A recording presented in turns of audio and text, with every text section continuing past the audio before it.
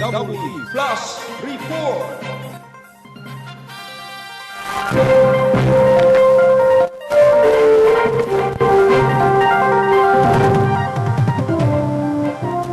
Sa usa ka radyo interview sa Cebu ganinang buntag ni Uka Pasaporte sa taga DSWD, nakuha na ni o na-release na o gihatag na ni sa DSWD kang Mayor Sally de la Puente ang kapin sa 125 million ka pesos kagahapon.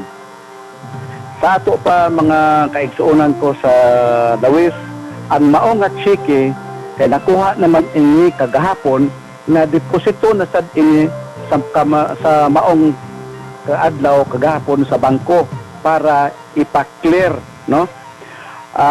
Mauna nga sa Biyernes, karong Biyernes sigurado na nga mahatag na kining emergency shelter assistance sa mga tao diha sa Madradejos.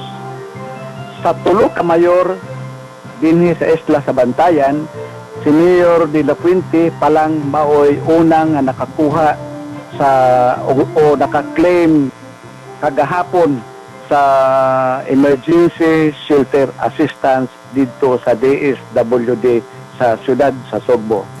Balikon ko, nakuha na ni Mayor Sally de la Puente ang 125 million pesos kagahapon dito sa DSWD sa siyudad sa Sugbo.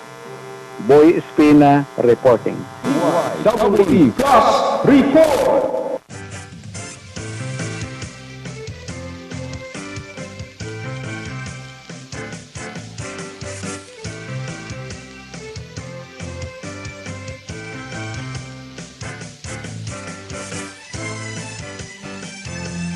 DYW 102.9 MHz Madridijos, Isla sa Bantayan.